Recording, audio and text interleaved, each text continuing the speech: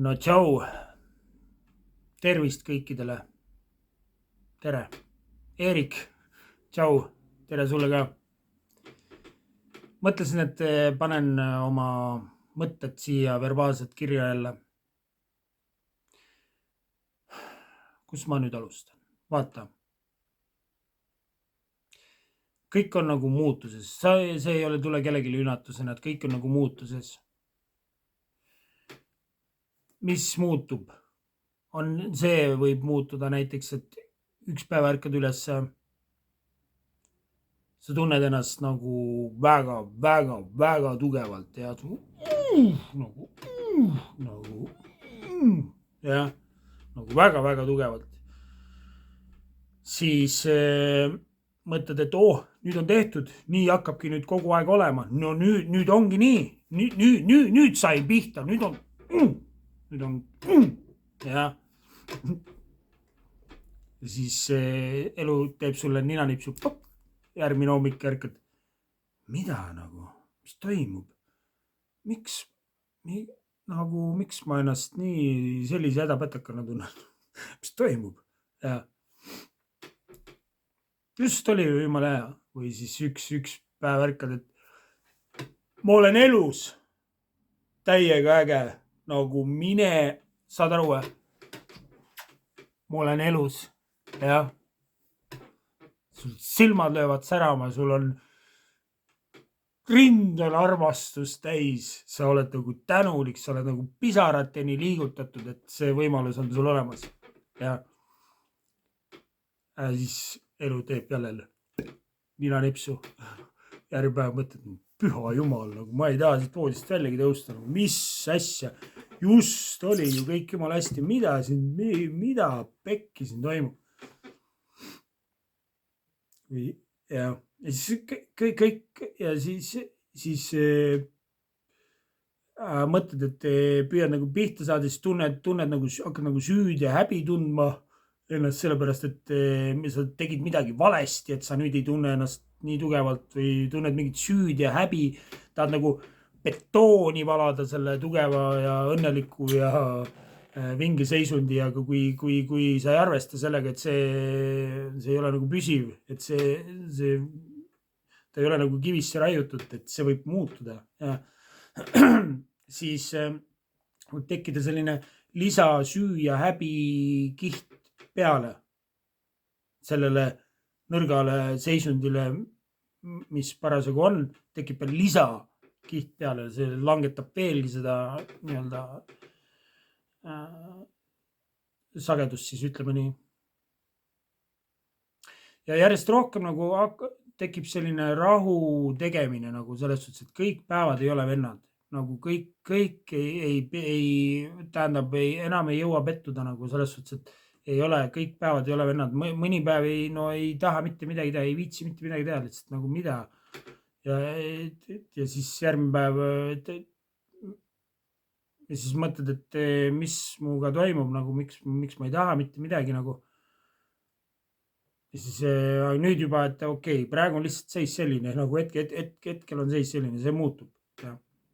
Et selline loomulik alistumine või naturaalne alistumine või leppimine sellega, et vahest on ka kõik jumala pekkis või vahest on valus või vahest on kurb või vahest on viha või vahest on lihtsalt pohhui kõigest. No vahest on, lihtsalt nagu midagi ei ole teha. No mis ma saan teha, kui see hommikul ärkad selle seisundiga? No mis me nüüd nagu, et no lihtsalt, ma ei tea, lihtsalt on nii praegu. Ja ega ma ütlen, ega me oleme saanud selle keha ja meil on see keha, see füüsiline keha, nii, meil on see füüsiline keha. Selle kehal on omad vajadused ja selle kehal on omad võimekused, kuidas ta liigub, mis ta saab, kus on üks silm on suurem, teine väiksem või mis iganes keha omadused on. Ja. Nii, ja siis keha, kuidas sa keha eest hoolitsed, kui palju ta puhkust saab, kui palju, mis toitaineid sa talle annad, millisesse mis keskkonnas sa hoiad, nagu, kas sa käid karastamas, kui palju sa liigutad ennast, nii, kehal on oma vajadused, nii, nüüd, kui palju uneaega saab ja tuleb mingi hull list teha sellest, nii, ja kui sa hakkad teisi inimesi kuulama, siis nii palju vastuolulisust juba toitumisala pealt nagu võib tulla nii palju vastuolulist jama nagu, et noh, segadust sajab, nagu segadust on nii palju lihtsalt. Kui ükskõik, kui vaata mingi suhete alal või kuidas oma füüsilise tervist hoolitseda, või eksistentsiaalsetel teemadel nagu vaata, sa leiad ikka nagu ainult üks asi on vastuoluline ja teisele ja kõik on vastuoluline. Ja mõni ütleb, et ei peaks üldse sööma. Noh, et on ka neid, kes elavad ainult õhust. Ja osad saavad, aga enamus inimestele ei sobi. Ja siis tulevad need inimesed nagu promoma, et saab niimoodi elada nagu, aga kui kõik hakkaks proovima, siis enamus sureks ära, noh. Enamustele see ei sobi. Nii, siis okei, see on füüsiline keha. Nii, nüüd tuleb mentaalne keha, jah, see meie psühholoogiline pool. Nii, kui tasakaalus või milline see on, kui palju erinevaid omadusi või erinevaid pooli sellel meie psühholoogilisel poolel on nagu sellega nagu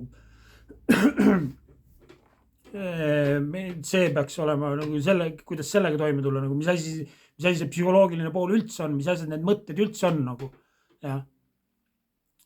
Siis on emotsionaalne keha, nii. Neid kehasid on lihtsalt, vaata, ma ütlen, see ja kõike seda nagu, neil kehadel on nagu kõikidel on nagu omad vajadused, siis on närvisüsteem, kas sul on mingid sõltuvused, mingid asjad, lahendamata asjad seal närvisüsteemis ja emotsionaalses kehas, et kuidas see tasakaalu saada, et see närvisüsteem, et sind ei tõmbaks erinevad sõltuvused kusagile või su elu ei käiks kogu aeg mingit ringiratast kogu aeg. No närvisüsteem mõjutab seda nagu, et mida sa oma ellu tõmbad ja mis aegadel ja mis su elus toimub. Noh, siis sellel nagu saada hoida pilt peal. Et mida ma öelda tahan, et see on korralikku lennukisse või helikopterisse või laeva on inimene,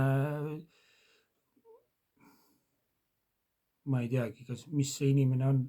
Ja, okei, ärme liiga sügavale lähme, aga see on jah, et ühesõnaga see keha opereerimine siin selles maailmas on paras väljakutse, ma ütlen, see visatakse sind keset lendu mingi helikopteri rooli, kus on seal sadu erinevaid nuppe ja kange ja roole ja davai, lenda nüüd. Vaatame, kuidas sul see õnnestub.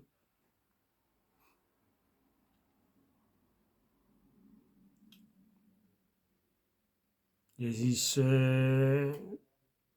proovid, katsetad erinevaid nuppe. See tegi seda. Ja järgmine kord see nupp võib üldse teist asja teha, kunagi ei tea. No, see point on see, et ei ole mõtet endaga liiga karm olla nagu selles suhtes, et liiga hulluks ennast materdada, kuidas sul kõik selge ei ole, kuidas sa ei tea absoluutselt kõike ja kuidas ei ole kõikidest asjadest kõik selged selles maailmas, kus kõik räägivad teineteisele vastu, keegi milleski peaaegu ühel meelel ei ole. Üks ütleb, 100 inimest ütleb, et banaan on halb, siis sa guugeldad, et 100 inimest räägib, banaan on hea. Siis 100 inimest ütlevad, et mees peaks nii käituma või mehel on sellised omadused, 100 inimest ütlevad, et hoopis vastupidist.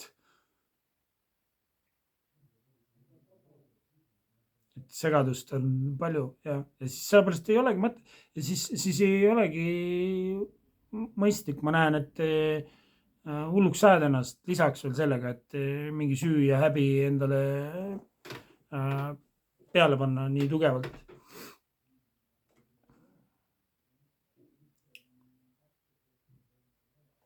Mulle selline, see on nagu, siis tekib nagu sisse rahu, hakkab tekkima nagu rahu ja see enese vihkamine, ma näen, et hakkab nagu vähemaks jääma.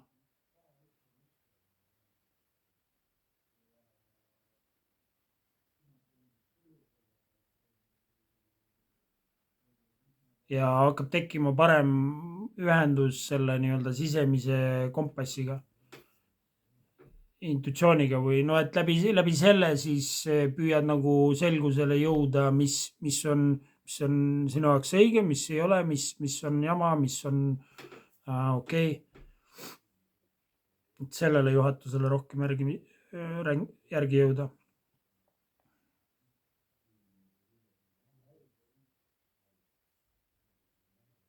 Huvitav asi see elu, noh. See, ma ütlen, siin vahepeal käivad sellised teaduse seisundid, veidrad seisundid, nagu mõtled, no püha jumal. Et noh, nad on varem ka kunagi toimus selline hästi-hästi tugev avardumine, kus sa nägid nagu hästi sügavale reaalsuse nii-öelda olemusse, enda olemusse. Aga siis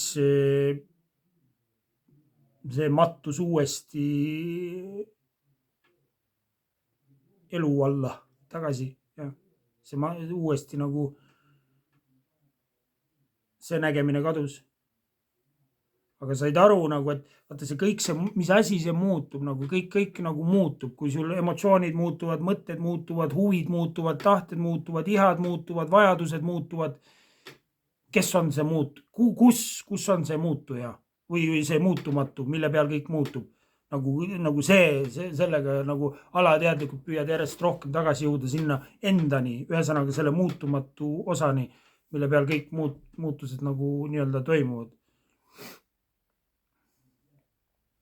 Selle rahuni, tahaks nagu selle rahuni jõuda.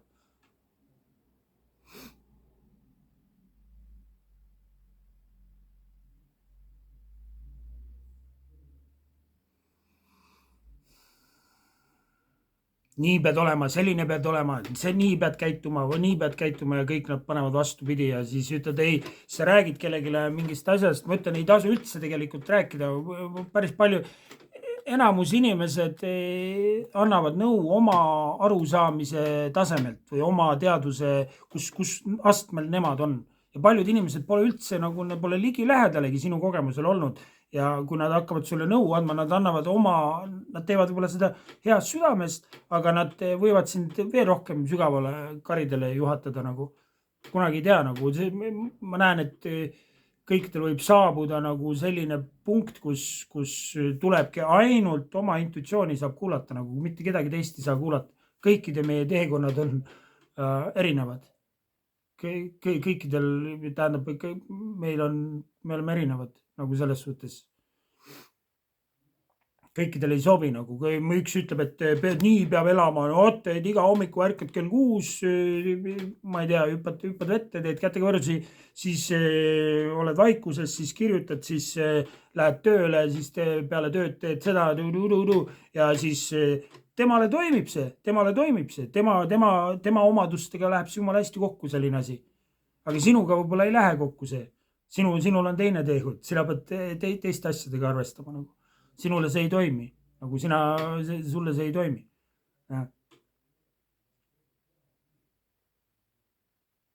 Kunagi ei tea, kunagi nagu seepärast ongi, et ise tuleb uurima hakata nagu, et mis asi mul endal nagu toimib või mis mind käivitab ja noh, et ise enda elu enda teadlaseks ma näen, on mõistlik saada nagu ja märgata, mis asi milleni viib ja mis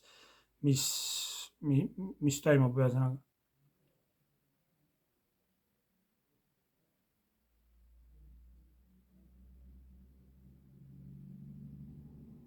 Et seda segadusse ajavat informatsiooni on nagu hästi palju. Üks tuleb täisvastutus võtta, teine ütleb, et ei, anna kõik ära, püüa mitte midagi kontrollida. No, et mis me teeme nagu ja erinevad nõuanded võivad tulla ka erinevatel tasanditelt. Ma ütlen, hea õpetaja tõenäoliselt peab nägema, kus sa asud mis seisus sa oled. Ja tihtipeale vaata ei olegi nagu vaja nagu, teinekord isegi piisab, ma näen niimoodi, et kui keegi lihtsalt hoiab sulle ruumi, kui sa räägid inimesega, siis ütleme, et kui sa tuled minuga rääkima, siis ma olen lihtsalt puhtas teadvuse seisund, nagu ma kõik mõtted laseb minema ja lihtsalt kuulad inimest. Lihtsalt kuulad, lihtsalt oled tühi ja kuulad. Oled selles puhtas tühjas seisundis. Teinekord isegi kuuleb vahepeal võib-olla, mis iganes tuleb ülesse ja sa ei püüa nagu mõelda, aga kui tuleb intuitsioon, nüüd seda küsi ja siis küsid ja niimoodi tuleb teinekord inimese saab selgust. Ei ole mõtted, tähendab, ma olen nagu hakanud aru saama, et üldse nagu inimestel nagu peale nagu nõu anda nagu selles suhtes riskantne ja kuna sa ei tea, mis inimesel võib vaja olla või mis tema teekond ette näeb, see riskantne on see. Seepärast ongi, et kui sa oled selles puhtas tühjas seisundis, siis sa ei püüa mõistusega kontrollida, nagu siis sa oled nagu tühi ja mis iganes sellest tühjusest tuleb, kui on seal vägi taga, et nüüd seda ütle, siis seda ütled või küsid. Ma näen, et nii see on hea moodus, kuidas inimesi, kui keegi tahab toetada nagu üldse, et tahab kuidagi nagu mingit teraapiat või mis iganes teha, ma näen, et see on selline mõistlik moodus.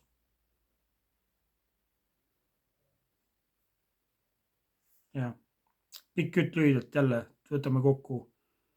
Kõik on muutuses, kogu aeg kõik muutub, kõik päevad ei ole vennad.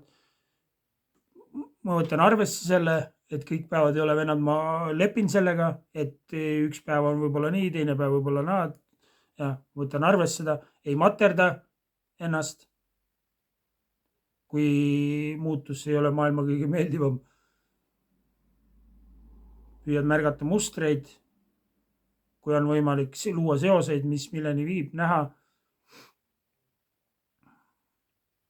Ja siis olla aus endaga. Aktsepteerida tõde, hetke tõde. Kui on hetkel nii, siis on nii.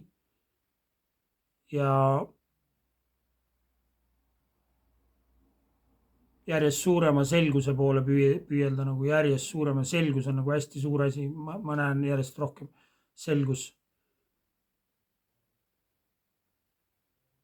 Igas eluvaldkonnas saab selgust luua rohkem.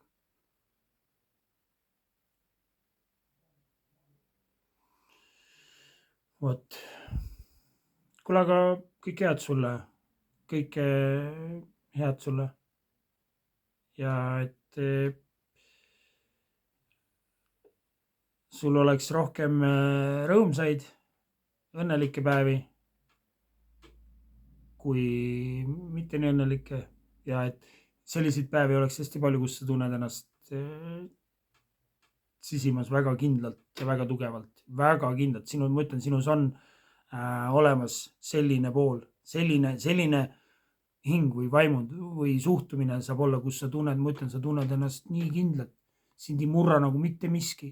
Sa lihtsalt, sa oled selle tugeva teadmisega endas ühendatud. Selline pool, mis tunneb, et ta saab kõigega hakkama, nagu kõigega. Ma soovin, et sa saaksid endas järjest rohkem ühenduse selle poolega.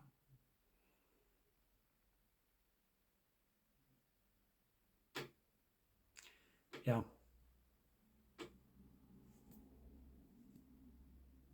Jäädki passima veel siia.